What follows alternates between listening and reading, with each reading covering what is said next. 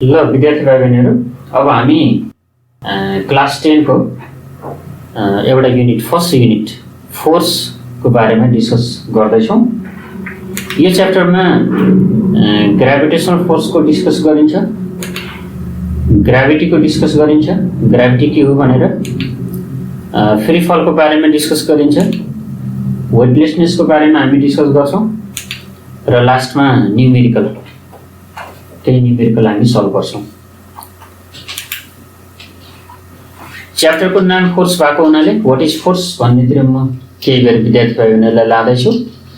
What is force भन्दा force भनेको push pull हो।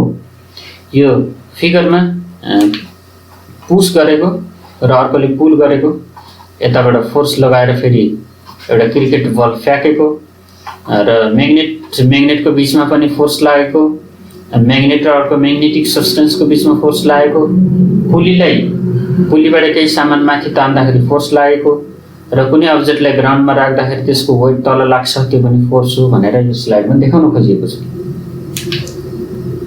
र यतापट्टि फोर्सले गर्दाखेरि कुनै अब्जेक्टको सेप चेन्ज हुन्छ भनेर यो स्लाइडमा देख्न सक्छौँ।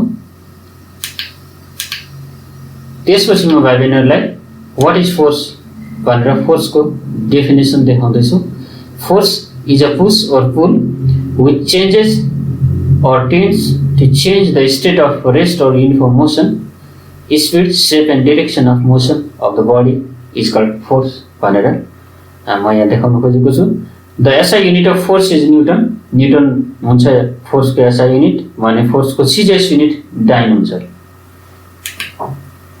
Mathematically, from Newton's second law of motion, न्युटनको सेकेन्ड ल अफ मोसनबाट F equal to m into a भनेर हामीले पढ्दै आइरहेका छौँ हाम्रो जुनियर क्लासमा। F equal to m into a हुन्छ भने SI युनिट, मासको SI युनिट किलोग्राम हुन्छ, एक्सलेसनको SI unit metre per second square हुन्छ त्यो फर्मुलामा। र यहाँ एउटा एक्जाम्पल देखाइएको छ। यसमा एउटा 20 kg को अब्जेक्ट छ। त्यो अब्जेक्ट 3 मिटर पर सेकेन्ड स्क्वायरको एक्सलेसनले मुभ गरिरहेको छ, अगाडि बढिरहेको छ भने यसमा कति फोर्स होला भनेर हामी निकाल्न खोजिरहेछौँ। By using the formula F equal to ma, F equal to ma भन्ने फर्मुला युज गरेर F को भ्यालु हामीले m को ठाउँमा 20 र a को ठाउँमा 3 राख्दाखेरि F को भ्यालु चाहिँ 60 न्युटन हुन आउँछ। अब म भाइ बहिनीलाई ग्राभिटेसन फोर्स तिर लिएर जाँदैछु। व्हाट इज ग्राभिटेसन भन्नेतिर। यो ग्राभिटेसन भनेको एट्र्याक्सन हो भाइ बहिनीहरू। Gravitation is the attraction force, mutual attraction. जसरी यहाँ एउटा कपल छ, कपलको बीचमा माया प्रेम देखिन्छ जसले गर्दा यिनीहरूको बीचमा एट्र्याक्सन छ, त्यो माया प्रेम चाहिँ ग्राभिटेसन हो भनेर भन्न खोजेको होइन। र ग्राभिटेसन भनेको त्यस्तै खालको एक आपसमा एउटाले अर्कोलाई मात्रै गर्ने होइन कि दुवैले एक आपसमा गर्ने जुन माया पिरतीको कुरो हुन्छ, लभ हुन्छ, त्यस्तै गरी ग्राभिटेसन फोर्स पनि अर्कोतिर दुईटा अब्जेक्टले एक आपसमा तानिराखेको देखिएको छ।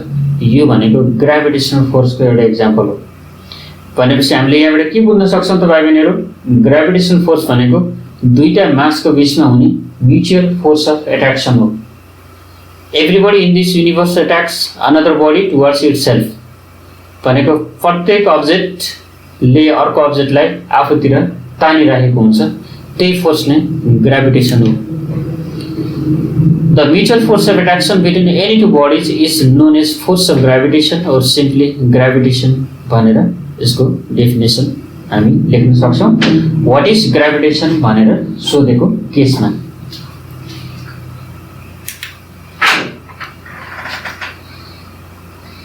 एउटा थ्योरी छ भाइ बहिनीहरू, जियोसेन्ट्रिक थ्योरी भन्ने।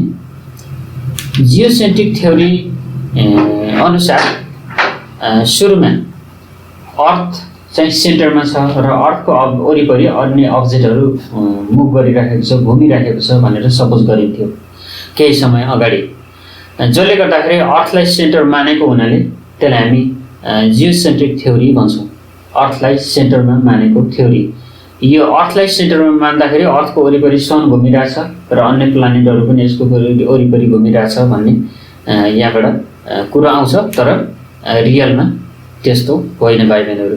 Before 16th century it was believed that earth is at the center and sun, moon, other planets revolve around the earth.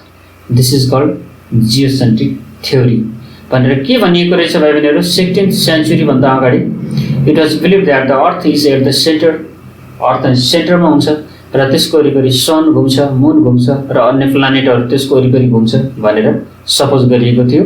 यो थ्योरीलाई नै जियोसेन्ट्रिक थ्योरी भनिन्छ। र पछि के पत्ता लाग्यो त भाइ बहिनीहरू भन्दाखेरि अर्थको वरिपरि अन्य अब्जेक्ट घुम्ने होइन, बरु सनको वरिपरि अन्य अब्जेक्टहरू प्लानेटहरू घुम्छ भनेर पछि चाहिँ फाइनल भयो। हेलियोसेन्ट्रिक थ्योरी भन्छौँ त्यसलाई। सनलाई सेन्टर मान्ने थ्योरीलाई हामी हेलियोसेन्ट्रिक थ्योरी भन्छौँ। र according to heliocentric theory sun is at the centre and other planets satellites are revolving in their own orbit भनेर सपोज गरिन्छ। र सत्य पनि यही हो, खास अहिलेको सत्य अथवा रियल सत्य भनेको यही हो। सन सेन्टरमा हुन्छ र सनको वरिपरि अन्य प्लानेट अर्थ लगायत सेटेलाइट त्यसको वरिपरि घुम्ने गर्छन्।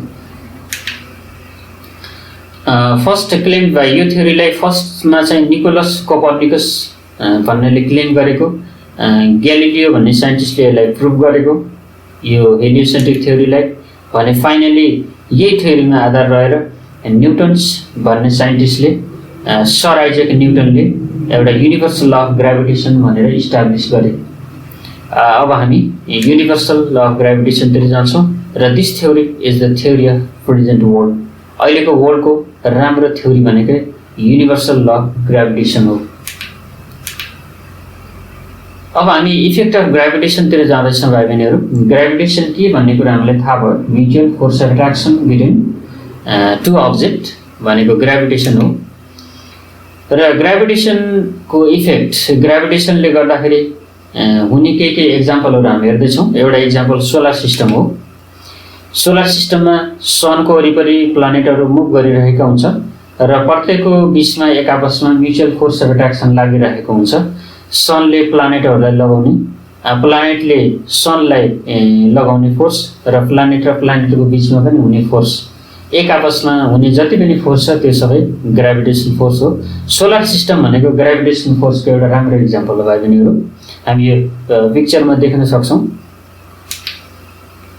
Therefore all the planets revolve around the sun due to gravitational force भनेर एउटा इक्जाम्पल ग्राभिटेसनको राम्रो इक्जाम्पल हो। इफेक्ट अफ ग्राभिटेसनमै अर्को छ, larger mass on smaller mass can be noticed but the effect of smaller mass on larger mass cannot be noticed easily।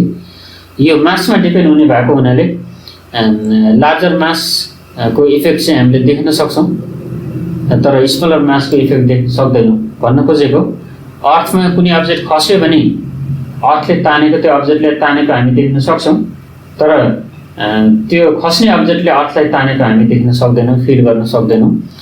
अर्को point छ भाइ बहिनीहरू, यो फोर्स भनेको this force is more effective in liquid than in solid as the molecules in liquid are loosely bound. यो gravitation भन्ने force लिक्विडमा चाहिँ अझै राम्रोसँग अब्जर्भ गर्न सकिन्छ। जस्तै टाइडहरू निस्किने उठ्ने यसको इक्जाम्पल हो। The tide on the ocean water is caused by the gravitational force between the earth and the other heavenly bodies such as the moon and the sun। जुन समुद्रमा टाइड देखिन्छ, छाल देखिन्छ, त्यो पनि ग्राभिटेसन फोर्सकै एउटा इक्जाम्पल हो। ग्राभिटेसन फोर्सले गर्दाखेरि gravitation force between the earth and the other heavily bodies जस्तै मुन र अर्थको बिचको जुन ग्राभिटेसन फोर्स छ त्यो फोर्सले गर्दाखेरि हाम्रो समुद्रमा छाल देखिन्छ, त्यो भनेको ग्राभिटेसन फोर्सको एउटा इक्जाम्पल हो।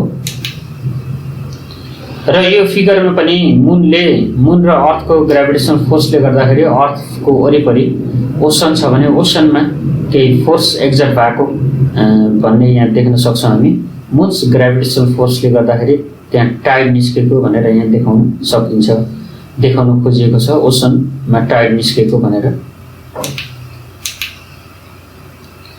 अब म यो सबै एक्जाम्पल पछि भाइ बहिनीहरूलाई न्युटन्स युनिभर्सल ल अफ ग्राभिटेसनतिर लाँदैछु।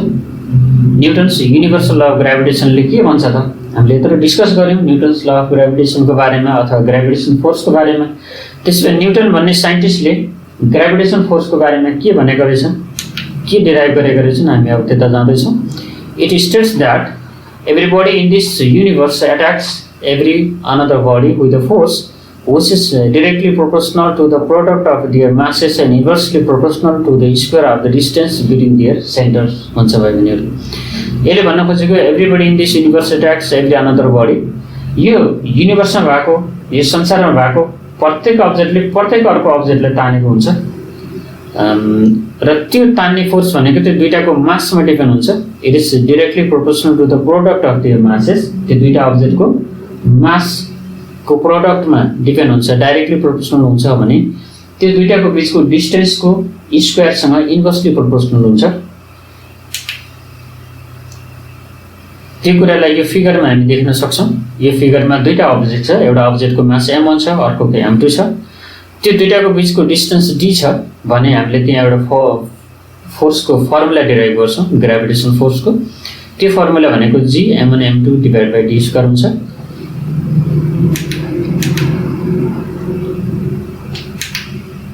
अब भाइ बहिनीहरूलाई यो फर्मुला कसरी डिराइभ हुन्छ, यो फर्मुला कसरी आयो भन्नेतिर म लिएर जाँदैछु।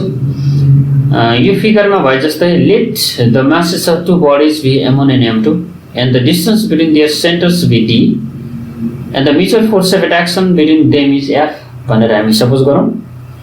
दुईटा अब्जेक्ट m1 र m2 छ, तिनीहरू बिचको डिस्टेन्स d छ भने तिनीहरूको बिचमा लाग्ने mutual force of attraction f छ भनेर हामी सपोज गर्छौँ। र स्टेटमेन्टले भनेअनुसार f is directly proportional to m1 into m2, the force is directly proportional to the product of their masses भनेर जुन स्टेटमेन्टमा छ त्यही कुरा हामीले लेखेका छौँ, स्टेटमेन्टमा भएको कुरो।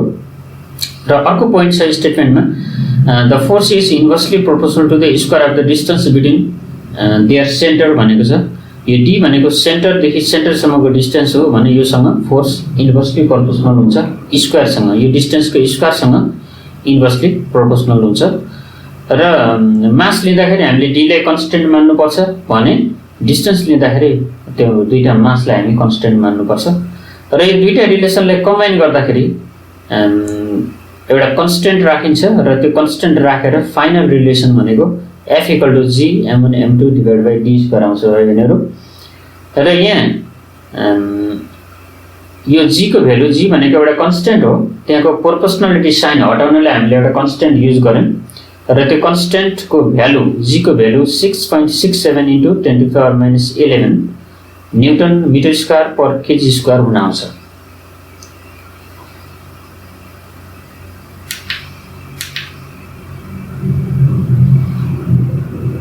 दुईटा इक्वेसनलाई मिलाउँदा हामीसँग एउटा फर्मुला डिराइभ हुन्छ f equal to g m1 m2 by d square. र g भनेको ग्राभिटेसनल फोर्स हो भनेर यहाँ हामीले देखाउन खोजेका छौँ। g भनेकै अ kind of gravitational force, certain value of gravitational force हो भनेर हामीले देखाउन खोजेका छौँ।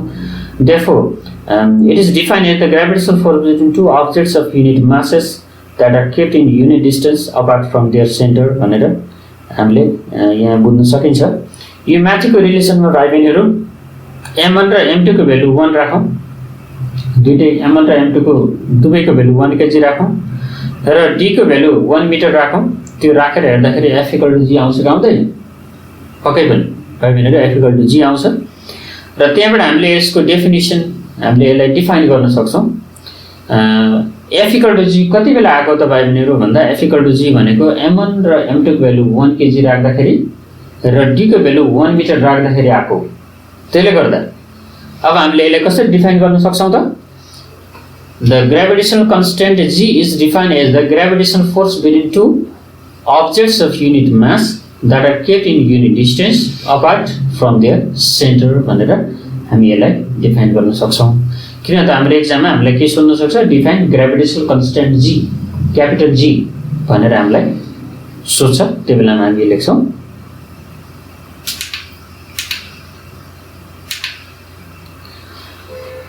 अब लागौँ भाइ बहिनीहरू factors that effect the gravitational force. त्यसैले ग्रेभिटेसनल फोर्सलाई एफेक्ट गर्ने फ्याक्टर के छ, what are the factors that affect the gravitational force भनेर हामीलाई सोध्न सक्छ। त्यो सोधेको बेलामा हामी के लेख्छौँ त, product of masses of bodies भनेको त्यो दुईटा बडीको मासले एफेक्ट गर्छ भन्ने एउटा पोइन्ट हामी लेख्छौँ। भने अर्को distance between the centres of the body, त्यो दुईटा बडीको सेन्टर टु सेन्टर डिस्टेन्सले एफेक्ट गर्छ, त्यसमा डिपेन्ड हुन्छ भनेर हामी लेख्न सक्छौँ। दुईटा फ्याक्टरमा डिपेन्ड हुँदो रहेछ, एउटा मासमा र अर्को डिस्टेन्समा। यसलाई याद गरौँ भाइ बहिनी। यसलाई याद गरिसकेपछि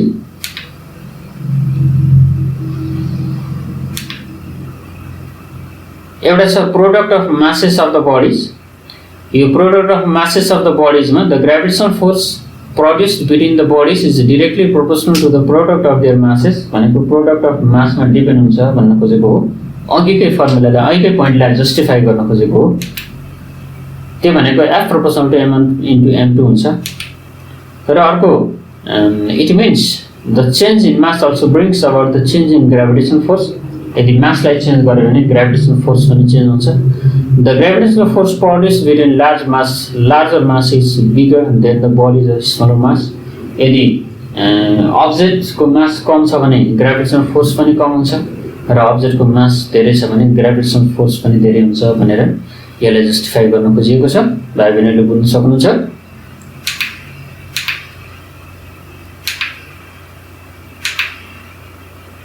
अब यो फर्मुलामा भाइ बहिनीहरू केही केसेसहरू छ, मासलाई चेन्ज गर्दाखेरि के हुन्छ, कस्तो रिजल्ट आउँछ भनेर केही एक्जाम्पलहरू यहाँ राखिएको छ। केस 1 मा when masses of both objects are double keeping the distance constant, दुवै अब्जेक्टको मासलाई हामीले डबल गर्ने र डिस्टेन्सलाई कन्स्टेन्ट राख्दाखेरि त्यही फर्मुलामा हामी चेन्ज गर्न सक्छौँ, F = G m1 m2 / d² भन्ने फर्मुलामा। अब केस कस्तो छ भाइ बहिनीहरू, when masses of both objects are double भनेको दुवैको मासलाई 2 ले मल्टिप्लाई गरौँ, 2m1 2m2 भयो। हामीले डिस्टेन्सलाई कन्स्टेन्ट राखेको हुनाले मासलाई मात्र चेन्ज गरौँ। नयाँ जुन फोर्स आउँछ F' भन्ने force, F' = G 2m1 × 2m2 / d² भनेको F' = 4 टाइम्स F आउँछ भाइ बहिनीहरू, 4 टाइम्स F।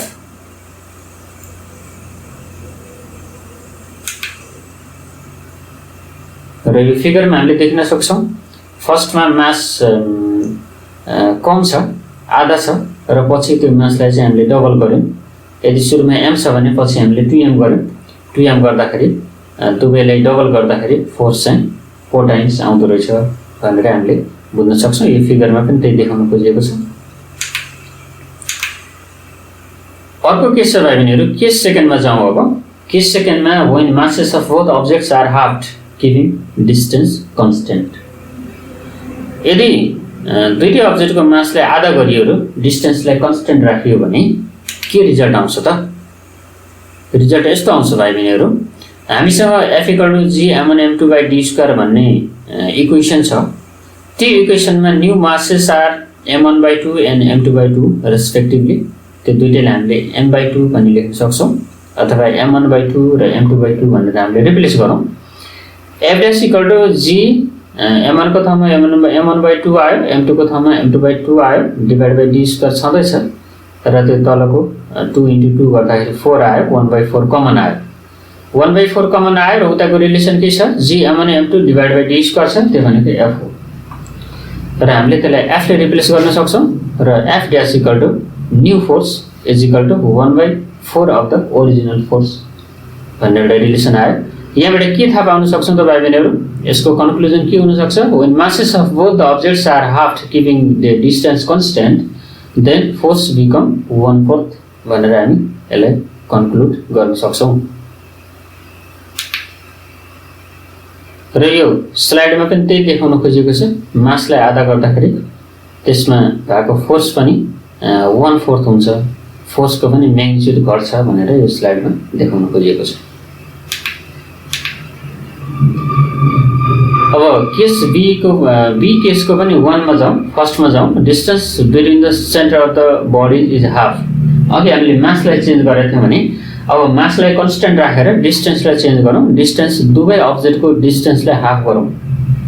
आधा गरौँ दुवै अब्जेक्टको डिस्टेन्सलाई आधा गर्दा f equal to g m1 m2 by d square मा if the distance is half keeping the masses of the body is constant त्यही बेला हामीले d dash equal to d by 2 भनेर लेख्न सक्छौँ हैन भाइ बहिनीहरु d dash equal to d by 2 भनेर लेख्न सक्छौँ त्यसोभए नयाँ आउने फोर्स पनि के हुन्छ चेन्ज हुन्छ फोर्स चेन्ज हुने भएकोले हामी त्यसलाई f dash लेख्छौँ f dash equal to g m1 m2 d by 2 को होल स्क्वायर हामीले d को ठाउँमा d by 2 ले रिप्लेस गर्यौं र d को होल स्क्वायर हुने ठाउँमा हामीले d by 2 को होल स्क्वायर लेख्यौं भाइ बहिनीले सजिलै बुझ्न सक्नुहुन्छ यो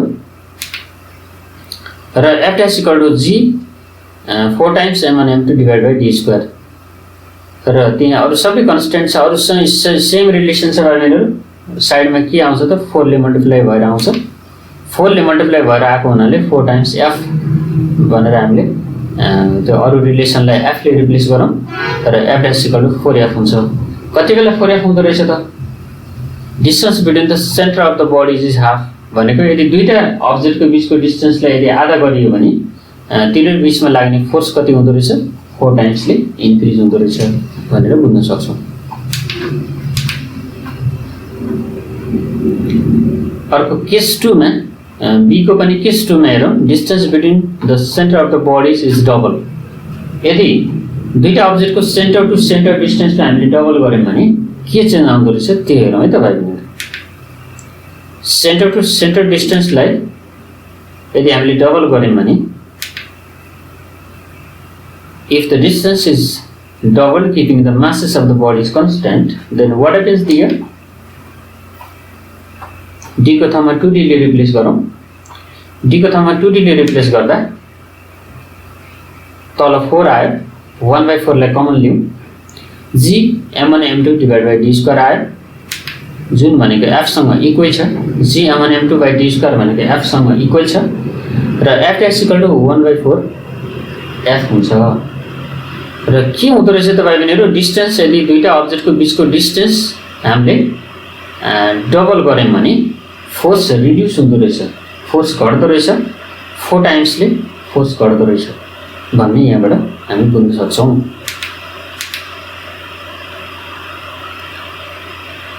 Newton's law of gravitation is universal ल भन्नेतिर जाउँ भाइ बहिनीहरु यो पनि इन्ट्रेस्टिङ छ Newton's law of gravitation is called universal law because this law holds true for all bodies, whether massive or microscopic, placed everywhere in the universe. भनेको कस्तो मिडियमको बीचमा राखेको छ त्यसमा नि भर पर्दैन कुनै प्लानेटमा राखेको छ त्यसमा नि भर पर्दैन एकदमै म्यासिभ छ मास धेरै भएको छ अथवा मास थोरै भएको छ त्यसले केही पनि फरक पर्दैन र मात्र केमा डिपेन्ड हुन्छ त दुईटा अब्जेक्टको मासमा र तिनीहरु बीचको डिस्टेन्समा डिपेन्ड हुन्छ अरु कुनै पनि फ्याक्टरले यसलाई इफेक्ट नगर्ने भएको भएर दुईटा अब्जेक्टको बीचको फोर्स जहाँ लगे पनि जुनसुकै प्लानेटमा लगेर मेजर गरे पनि जहाँ राखे पनि सेम कन्स्टन्ट भ्यालु आउने भएको भएर यसलाई हामी युनिभर्सल ल भन्छौं न्यूटन्स ल अफ ग्रेभिटेसनलाई हामी universal law of gravitation भन्छौं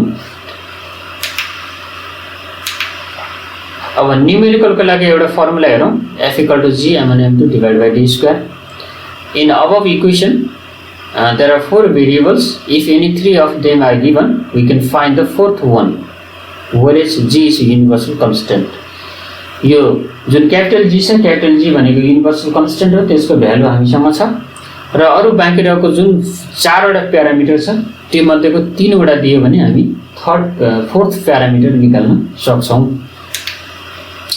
unit of gravitational force f भनेको न्यूटन हुन्छ जुनसुकै फोर्सको पनि युनिट न्यूटन हामीलाई त्यो क्लियर छ gravitational constant is newton per square per metre square gravitational constant is newton per square metre per square kilogram हुन्छ यसको unit र मास हामीले किलोग्राममा नाप्छौं भने डिस्टेन्सलाई मिटरमा नाप्छौं त्यसले गर्दा न्यूटन पर metre square per KG square भनेर यसको Newton metre square per KG square भन्ने यसको युनिट हुन्छ रेडियस मिटरमा हुन्छ डिस्टेन्स मिटरमा हुने भएको भएर मास किलोग्राममा डिस्टेन्स मिटरमा हुने भएको भएर यो जुन ग्रेभिटेसन कन्स्टेन्ट छ त्यो ग्रेभिटेसन कन्स्टेन्टको unit SI unit newton metre square per KG square हुन आउँछ।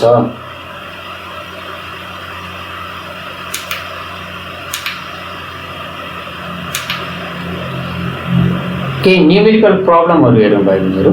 यहाँ एउटा न्युमेरिकल प्रब्लम छ। What is the gravitational force between the sun and the Jupiter if the mass of the sun is 2 into 10 power 30 kg, the mass of the Jupiter is 1.9 into 10 power 27 kg, and the distance between the sun and the Jupiter is 7.8 into 10 power 8 kilometer भनेर question छ। यसमा के given छ भाइ बहिनीहरु एकपल्ट हेरौँ त। यो क्वेशनमा what is the gravitational force between sun and Jupiter भनेको एफ सोधेको छ। दुईटा अब्जेक्टको मास दिएको छ, सनको मास दिएको छ, जुपिटरको मास दिएको छ, तिनीहरु बीचको डिस्टेन्स दिएको छ। यसको सोलुसन हेरौँ भाइ बहिनीहरु। Mass of the sun is given 2 into 10 power 30 kg, mass of the Jupiter is given 1.9 into 10 power 27 kg. Distance between their center d is given, that is 7.8 into 10 power 8 kilometer. यसलाई मिटरमा change गर्दा 7.8 into 10 power 11 metre आउँछ। Gravitational force F equal to what भनेर F सोधेको छ। Now the gravitational force between the sun and the Jupiter is given by formula हाम्रो F equal to G m1 m2 by d square हो। यसको value राखौं। G को value 6.67 into 10 power minus 11, m1 को value 2 into 10 power 30, m2 को value 1.9 into 10 power 27 र d को value 7.8 into 10 power 11 को स्क्वायर र त्यसले सल्भ गर्दाखेरि हामीसँग भ्यालु कति आउँछ त 4.166 into 10 power 27 न्युटन आउँछ F को भ्यालु।